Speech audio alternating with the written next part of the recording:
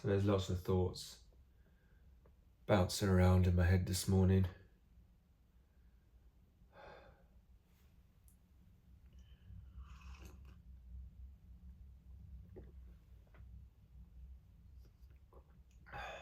What should I talk about first? It's been a few days, so well, one of the things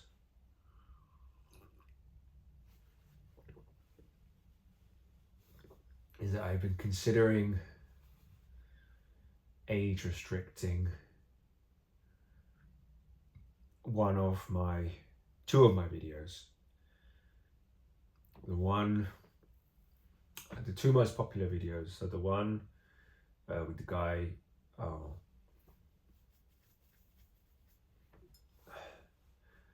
the one with the guy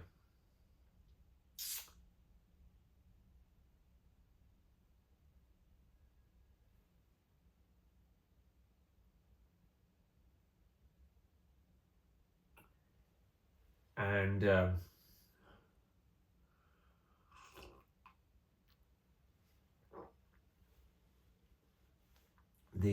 one with the police.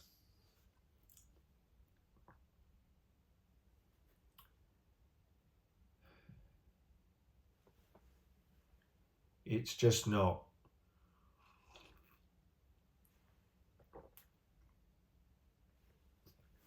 It just doesn't feel like really me. It's not something I'm proud of. It's just. It's me when I'm feeling really stressed, when something has triggered me. So I'm not deleting it.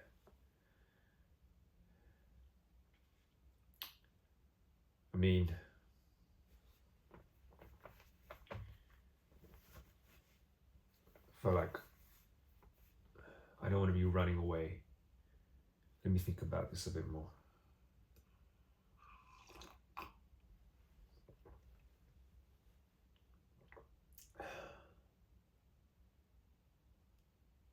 It is embarrassing at the same time. But the embarrassment is not a good reason for removing the video. But I also feel guilty because I was looking for a good video. I was looking for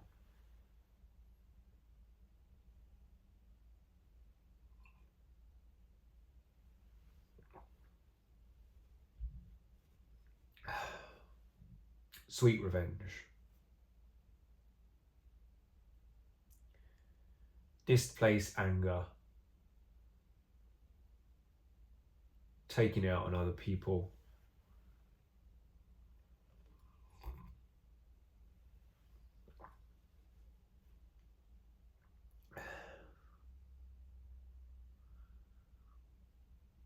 The guy that came to my door,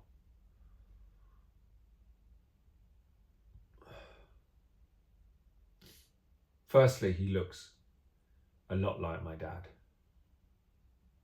which is not his fault.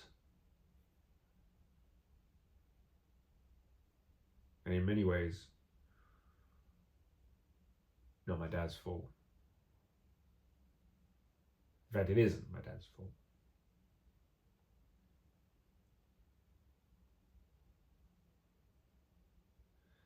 But I think that was when I showed the video to my sister. She said she thought it was dad. She actually thought it was him until we started watching it. And when he came to the door,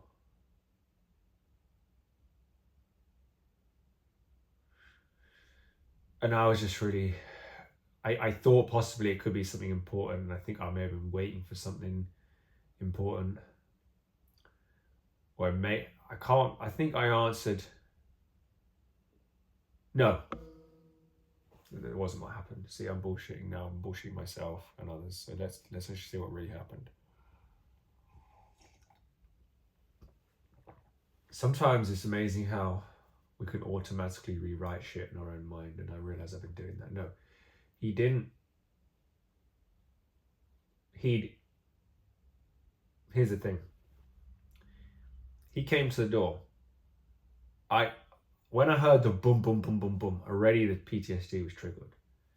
Already that PTSD was triggered. Now, when I went to the door, and I looked through my peephole to see who it was, check if it was anything important, I saw him standing there in front of the door, and I was, part of me was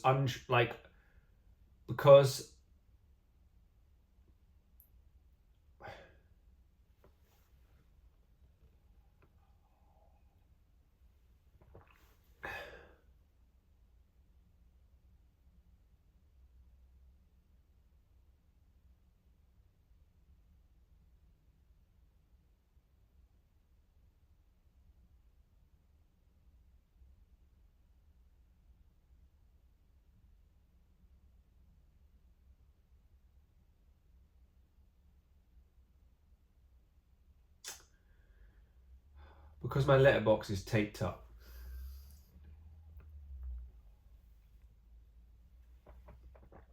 Which is another story why it's taped up. But it links in with this, with not wanting people bothering me with stuff that just is annoying.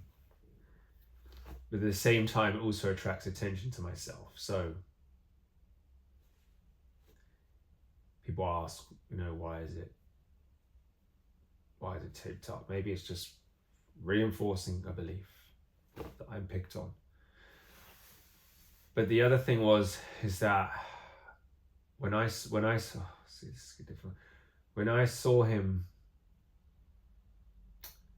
with people, I was already, PTSD was triggered with the bash on the door, because I used to have the home treatment team. I used to ask them to ring, and every day I said, please ring my phone. And also, I'm no good in the morning. I'm in a state in the morning. I'm stressed. I'm anxious. I can't deal with people in the morning. I can just about deal with myself in the morning. So please ring me. Let me know you're coming. They never once listened and rang the phone. Never once, because they just ignored my request and just came to the door. I don't think there was even a doorbell. It was an HMO where I was living at the time, and they just bashed on this door. And they obviously had to bash really loud, because it wasn't the main door that I was living in. It was an HMO, so it was the communal door. And also there was also letters coming before that someone had been there, and there was a threat of eviction. So I often didn't know what the hell was going on, because the guy who lived in the flat I was number 4 within this HMO. I was upstairs, and or was there 5? No, I think I was 4, number 4 flat. It wasn't even a flat. I mean, it was literally, this is a house. It was just like they just used every room they possibly could to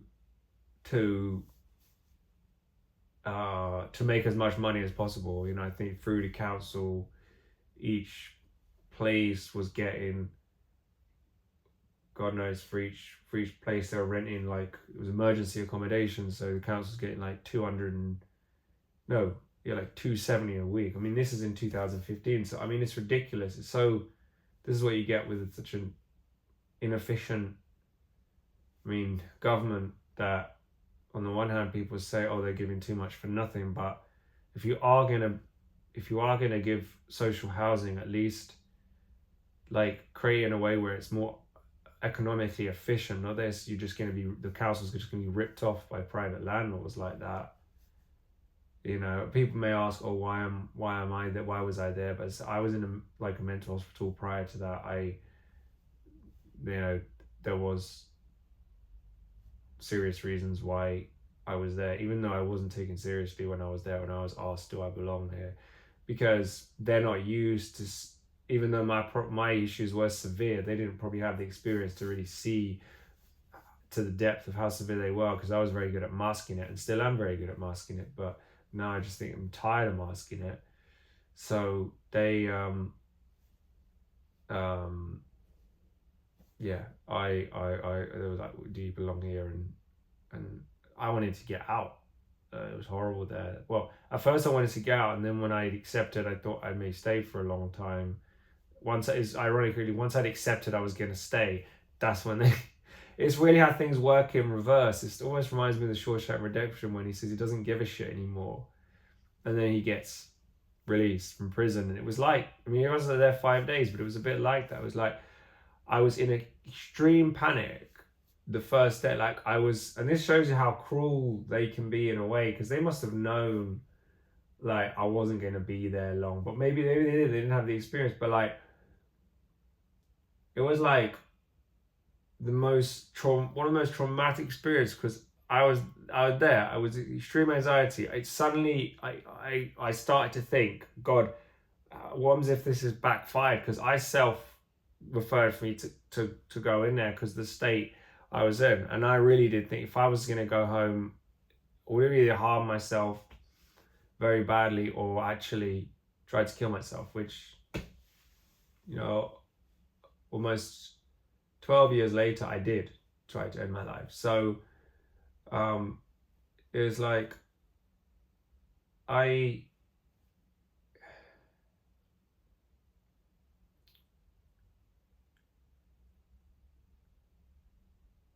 sister told me to call the ambulance.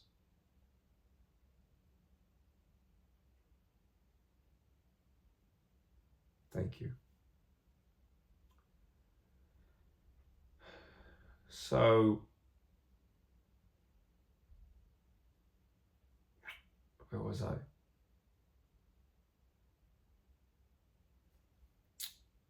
Where was I?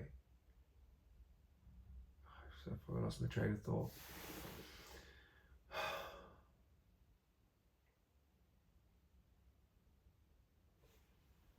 Maybe that's overtaken what I was talking before, because it's more important.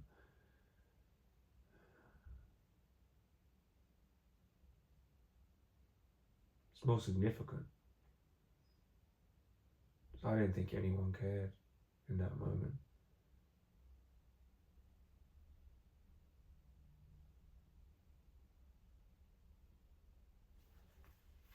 I thought she was in such a state at that time that she didn't even know what was going on.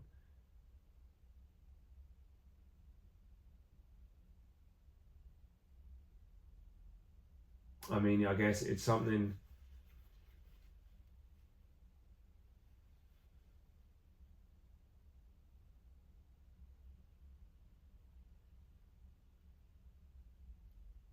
I threatened so many times.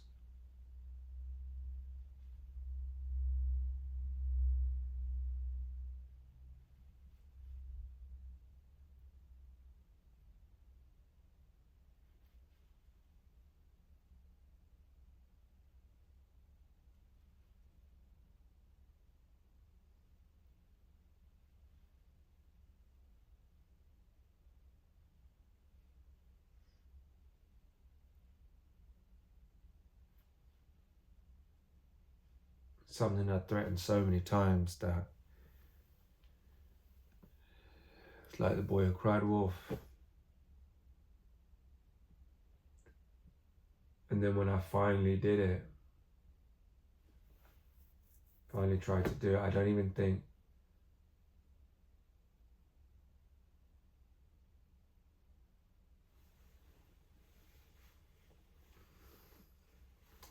know if my parents knew to the extent of what I'd done.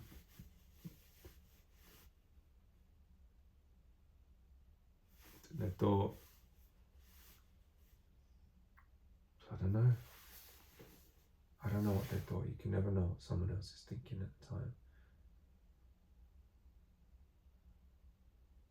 Just hurtful that she said in the court, what she wrote to the court was, He threatened to kill himself years gone by. And then everything I did after I tried to kill myself, but never mentioned that I actually did try to kill myself. Never said that to the court. So everything she said was everything to make her look like the victim.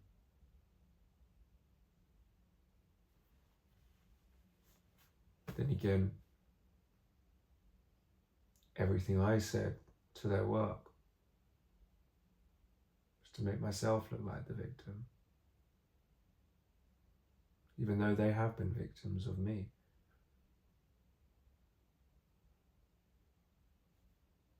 They've been victims of me because they had no idea what they were doing. In some ways they still don't, and in many ways I don't.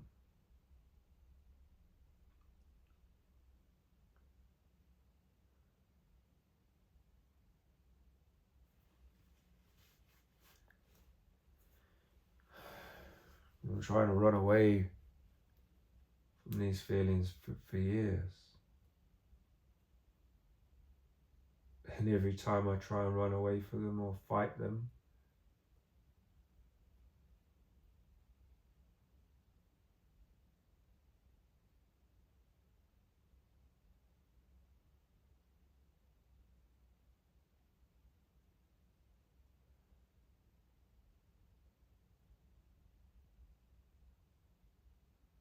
it just makes things worse. That's where I'm starting to not agree with one of the therapists I used to see, because he said to me, "You often reacted, I take it." Something along those lines. And I said, "Yeah, I've always reacted. But you were doing it to survive." I said, "Yeah, I guess in my own way." And he said, "The worst thing you can do is nothing." And I suppose doing nothing is when people numb out. They freeze. And that's when they maybe end up in a psychiatric ward, or they end up with what they call cold rage, which like it's gone inwards. They don't feel anything anymore. They do nothing. But in many ways, I wish I had done nothing, because the things I did, the reactions to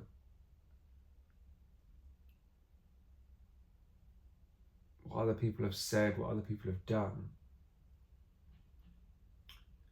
the way I've processed it, it's only made things worse. It's been a constant cycle of me hurting them, them hurting me hurting them hurting me. And this time they've had the final blow. And I've made the decision to let them have it. I'm tired of this cycle going over and over again. It's tiring.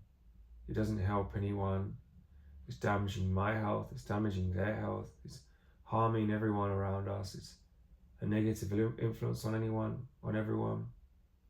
It's just harming people. Getting revenge doesn't solve anything. It feels like you've got even, but have you really got even? Because on the face of it, it looks like maybe you have, but then you've got the guilt of everything you've done. And some people say, oh, they don't feel guilty, and different people do process things different ways. I mean, I could think of two examples of, there's an ex-Israeli soldier who has PTSD. This isn't really in the category of revenge, but this is killing essentially under the instruction of a government.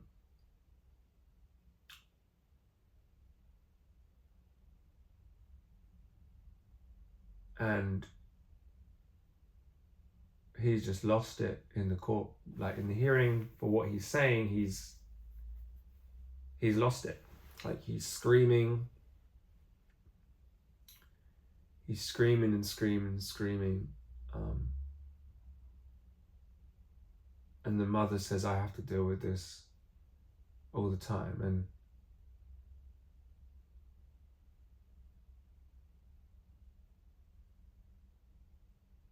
that's rage. That's from trauma. In many ways, it becomes uncontrollable unless someone has really, I don't know, he wasn't getting the support he needed. He wasn't getting the medication, and when they put him on the medication, he was okay. But when he says every night they come to him and they say, why did you kill me? All the hundreds of people he's killed. No amount of medication can get rid of that. That memory's always going to be there.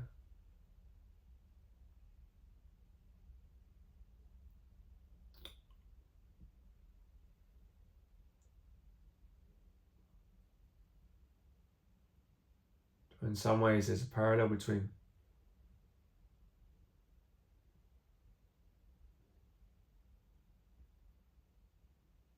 him saying to the people in the court, I've done this for you, I've killed all these people for you, and you're not giving me the support.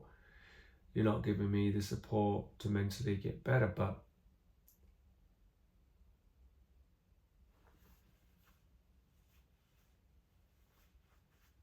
it doesn't, as harsh as it sounds, it doesn't excuse our own behavior in an ultimate sense, because we're the ones who have to face our deeds, good or bad. It's like if someone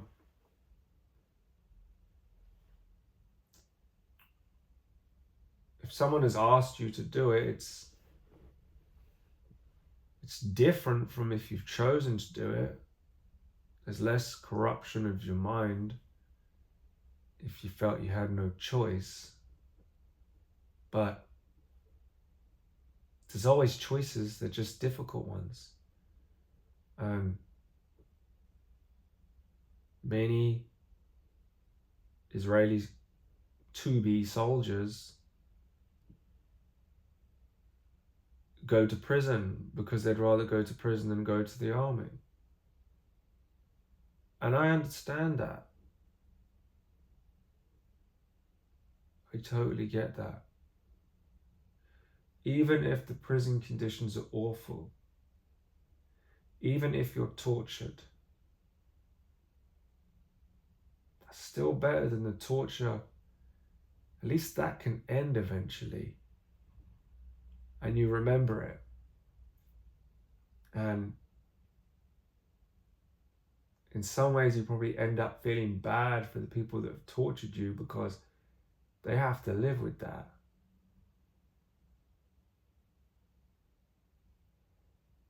But to go on living having killed so many people,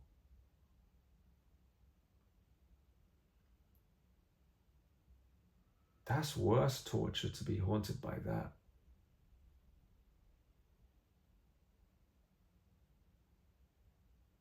Think about what my friend Vi says. I said, sometimes there's just no options. And he said, there's always options. But sometimes they're just not good options. Neither option is perfect, but there's a better option than the other. No one wants to choose between either going to a prison, going to that environment, or going to the army. And you can't always tell which is, you don't even know whether your chances are, if you're in the Israeli army, you may well have to kill. I'm pretty sure most of them do. But you could rationalize in your head, well, I'm going to try everything I can to avoid killing, and I'll go to prison. There are prisons you could be more likely to kill in certain prisons than kill in the army. But in the army, you'd be put in a position where it's kill or be killed.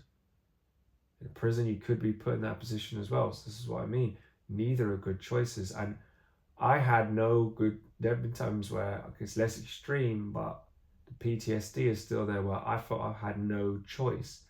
And I didn't have any, there was no great choice, but there were better choices than others, and I chose the wrong choice. Like when I phoned up my parents and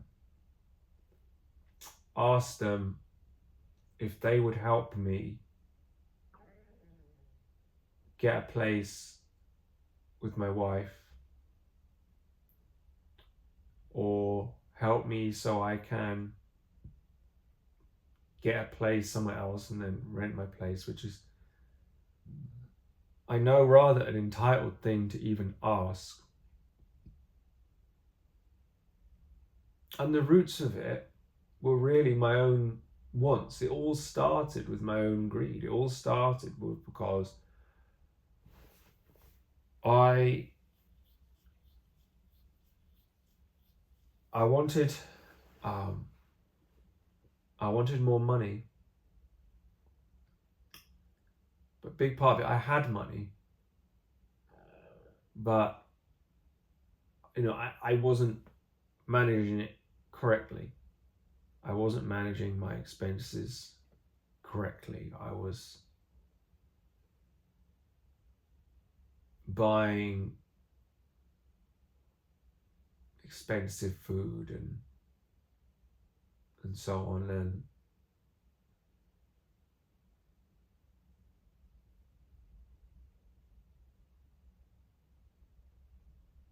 in my case, and this is what I've realized, and it's taken me a long time to realize this, is that food in itself is dangerous. Food in itself is dangerous in the sense that if there is anger already there, like a lot of anger that you are processing, that someone is processing, in this case I will speak for myself, that I was processing certain rich, fatty, possibly healthy, but very rich, spicy, a very large meal, like a large curry, spicy curry, and it may be delicious when you're eating it, but the anger, the greed and the anger can easily become intensified through that, which is why people thought, to get rid of anger, to get rid of greed, they'll starve themselves. And of course, when they started eating again and indulging in sensual pleasure, they realized all of it came back. And it is the case with me. I wasn't meditating at that time. I had no real even awareness of how angry I even was. I thought the anger had gone months ago. I didn't know I was still so angry, and there were many things that were happening one after the other that were hitting those wounds. Let's say they were hitting those wounds. I think the information I was finding out, one of them was my oldest sister going to the United States with my mother, with our mother and her family, and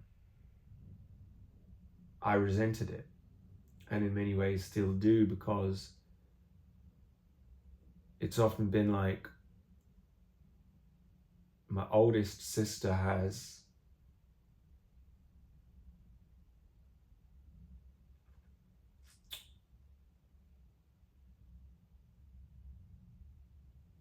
always put her agenda first, even at the cost to me and my other sister. And no one in the family has the sensitivity to think, given the history of what's happened, does that really look right? Because I was basically cut out of a will. But I know why I was, because of the emails I sent. So I caused my own trouble. At the same time, all these years later, to then have that happen and for them to go and feel, well, I haven't been on holiday for years and years and years. And I really wanted to get away. I wanted some freedom. I wanted just to relax. I wanted to get away. I wanted to have sex. I wanted to be with my wife, and I wanted to be with my kids. I wanted to spend more time with my kids, and I wanted to have regular sex with my wife. So this was about the things that I wanted. And that was the starting point.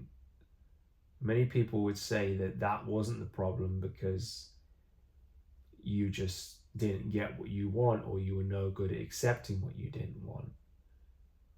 But the reason why I didn't get what I want was because the reason why I couldn't accept that I didn't get what I want was because I was always used to getting what I want. I was always used to getting what I want. And to be told no, but also not just to be told no, and then for basically I gave sensitive information at a risk in the hope that they would then support me and my wife in the situation we were in. There possibly, even if it was just, I was saying, even if it's just like a few grand, which sounds like a lot of money, but for my parents, a few £1,000s, they may say it's a lot because of the things they've got to do, but my mum is making sure that she spends all of her money. So there's no good kidnapping me for a ransom, because she'll say, it's fine, you can kill him. But yeah, I mean, she's not a multi-millionaire. I mean, in cash, she'll have nothing once she's done the work that she's doing, but they'll have a place that'll be worth quite a lot. But I was used to getting what I want, but not what was good for me. What would have been good for me, and what I still know would be good for me, if our mother had supported in the emotional sense. I mean, really, that was what I was looking for deep down, more so than any money. I was looking for a congratulations, or let me call your wife and congratulate. Like, I mean, maybe I didn't give her the opportunity because I didn't come from that angle. I came asking for something, so I didn't come from an angle. But then rather than phone my wife and congratulate her or something, maybe she was angry. I never told her at the time, but I didn't tell her because I wanted to protect them, and I wanted to protect myself because I know how emotionally vulnerable I've been to in the past and still am. And this was something like very precious to me that I didn't want anyone to harm. I didn't want anyone to hurt them like they've hurt me. So I didn't tell her. And then when I did tell her,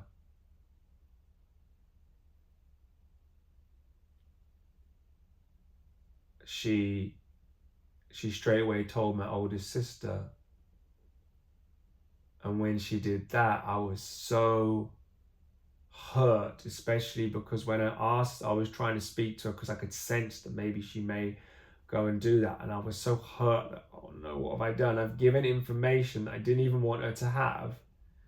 And I took a huge risk in the hope that maybe I would get something for it. Yes, get like a few £1,000s, get something so it's worth sharing with her, so that our lives would be able to move forward. My wife and my kids, because we're not living together, and my wife has a big mortgage and she's working non-stop, and she doesn't earn a huge amount of money. She works a lot of hours, and she doesn't get to spend time with the kids. I'm not going to spend time with the kids, hardly get to see them. And I was just looking, I guess, for mainly a bit of understanding, a bit of empathy. But she doesn't have empathy. She didn't care. She couldn't see it from my position that, all she cared about was that they want to do this work on their house, and basically, they want to spend all their money so no one else can get it. Well, she wants to do that, which I can sort of understand after everything that's happened. But at the same time, that's fair enough. To looking back, like that was fair. looking back, for her to say no, but not then to get off the phone. The weirdest thing is she started screaming when I told her we had twin boys. She was like, started screaming. And then it went quiet, and in the background, and I wondered, like, what is she doing? And I messaged her. I said, what's happening? I'm trying to call you. I can't get hold of you. And she said, I'm just processing what you've told me. And I knew something was up. And then I phoned my dad. I said, who's she on the phone to? And then I found out she was on the phone to my older sister. And I remember still what happened when she told my oldest sister about my first child, and my sister said, throw them out.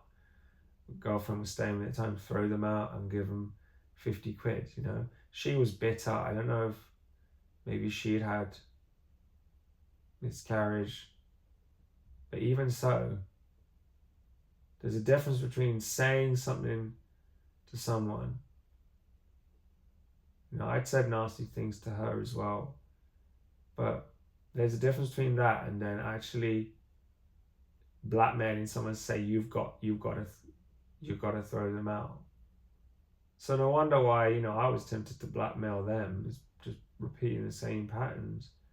To say, if you don't do this, I'm going to do this, because that's exactly what triggered me blackmailing them. And it doesn't excuse it, but exactly what triggered it was remembering what my oldest sister did with them. Basically said, oh, you have to do that, otherwise, you know, I'm not having anything to do with you, or whatever. And my mum always was worried about not accepting her, sort of seeing my oldest sister as almost like her parent, almost like a reverse role where she become the parent. And there was a therapist who started to notice that once, and that's when my older sister didn't want to go.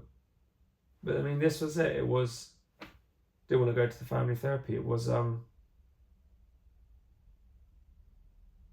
it's hard to deal with that, to deal with being reminded of something and not even know what I was being reminded of. And that's what Steve used to say to me, was quite useful. He says the pain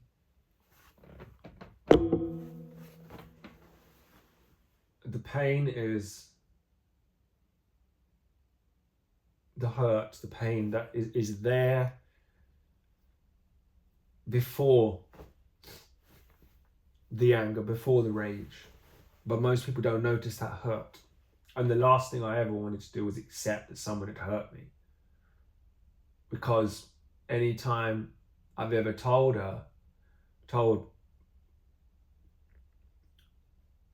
if I've ever told my dad, you know, what you're doing is upsetting me, or it would upset me if you do that, he would then go and do it, and I would ask him, why have you do it? And I remember asking him, why have you doing it? And he said that me telling him gave him the idea, which is really perverse if you think about it.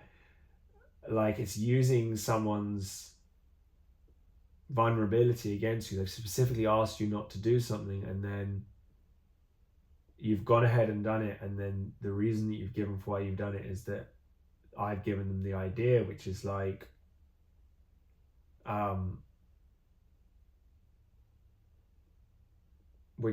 in a way, you know, someone having a son on their back saying, don't kick me, and they kick, but it shouldn't be like that with your own parent. Your own parents, you should ideally be able to say to them, you know, I have a fear that you may do that because you've done this type of thing before. Please, I'm asking you, just don't do that particular thing. Like, because he was always going to my room, I was like, if you go in my room, please don't move the stereo to the top shelf, because I know you move things around, but just don't move that stereo anywhere, because you'd often move things around shelves. I said, it's perfect there, it's where I can reach it. If you move it higher, I won't be able to reach it. Because I was only like 13 at the time, 14. And he he moved it when I was out, and I said, that's the one thing I told Joshua I'd do. And actually it was like, at the time I was somewhat worried about it. I actually thought, is he getting Alzheimer's or something? I was looking for a way to justify it without the reason being that, you know, he just wanted to upset me. I still don't know what the reason is why he did that things. I think he had an idea in his head, and because of maybe he's autistic as well, and we didn't know he was autistic at the time, he had an idea in his head, and you know, it's almost like my dad. He had this thing where if you told him not to do something, he'd want to do it even more because he didn't like the fact that you're telling him what to do. Maybe that's why he feels really proud of when he says, I had a ham roll, I had this, and we're Jewish. And he's like, I had a ham roll. Because his dad would, I think, hit him once because he brought pork into the house and he slapped him. He says, you brought pork into this house. My dad probably didn't even know. You know, and that's not, you know, what Joe did there, that's not right either. You know, it's not right what he did there. Where were we? I have a bit of loose skin. I've got to get off. I always feel like I'm gonna go on talk about one thing specifically and kind of attain that, and I go on to different things. But then what I learned from psychodynamic therapy was that everything's linked. It's all linked anyway. And if I try and go against it, it's never going to work, because maybe my brain didn't always process things in this ways. Maybe in some ways it's processing it. I don't know if it's processing it in a more effective way than it used to process it. Probably, yeah. But I would also be tempted to say no, because it's processing it in a way where I'm facing the intensity of it far more,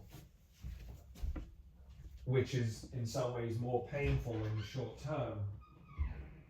I'll be back. But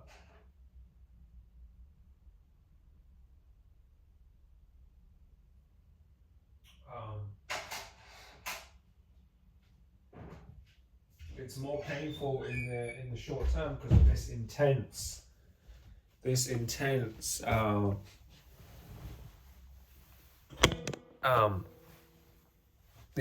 rage that can be all consuming in the moment. Right now it's still there. I mean, the fluoxetine has numbed the physical counterpart of the trauma, but it's very, in many ways it's still there, and I still feel like I can't function a lot of the time. But I know I'm not alone in the situation, and that doesn't make it necessarily, in some ways it makes it worse. In some ways it makes it better, because it is nice to feel I'm not alone with this. Other people can relate, they're going through the same thing. In other ways, I feel, God, is this world that screwed up? Are parents so messed up that like they do this to their kids? Are human beings, like, is this our condition that so many people have to like go on medication? So many people have PTSD, but it's still probably not the majority. So I often used to think, if only I could just have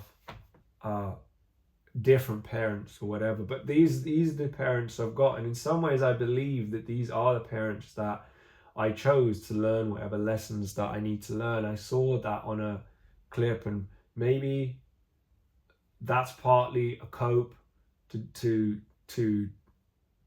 try and alleviate some of the anger. But in many ways, it feels like if it is a cope, it's somewhat of a useful cope, because if you're gonna go through shit, then you may as well see what you can learn from it. So in that sense, it makes sense. We can't prove whether we chose our parents.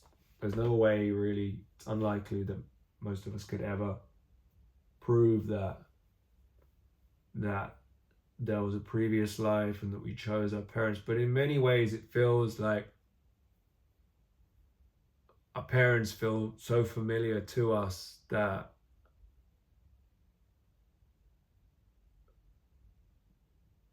my parents feel so familiar in the emotional sense that it's almost like,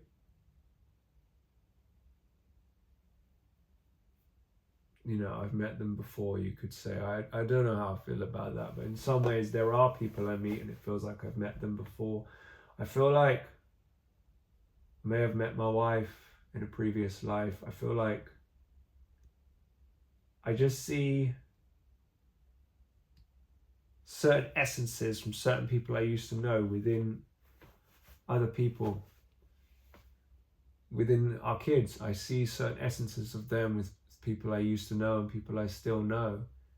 Certain things about the way they look, and I think there's something about how we're all connected. I mean, my oldest sister and my wife, even though I don't have the best relationship with my oldest sister, I have a very good relationship with my wife, and they share a birthday 1 year apart. My sister is 1 year older than my wife, my oldest sister, but they share a birthday, and I think, what are the chances? And some people say, oh, it's 100% because it happened. Fi says that. But that's significant in itself, that was 100%. I know he told me that looking for serendipity can drive you crazy, looking for connections, but these aren't really connections I'm looking for. These are just connections that they're right in my face. When she told me the date of birth and also just 1 year apart, I just thought, man, like, you know, I think in some ways we meet the people that we need to meet to do our spiritual work. And it's undeniable because I can't celebrate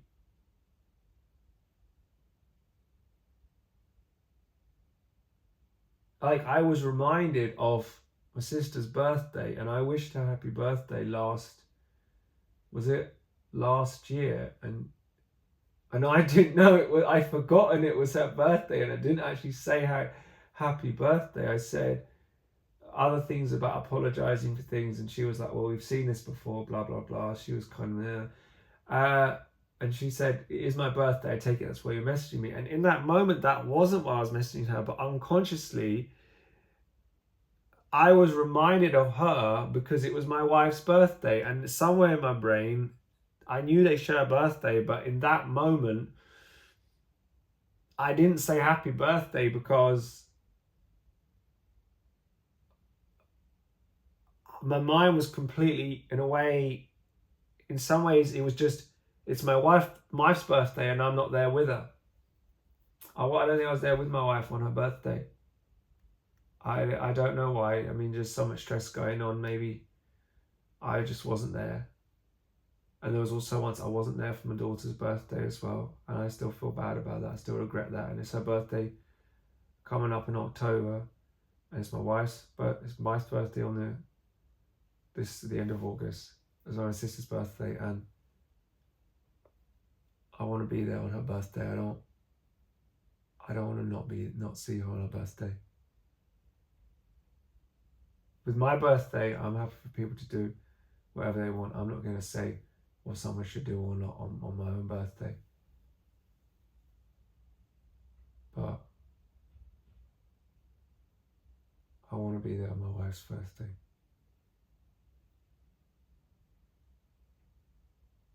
Yeah.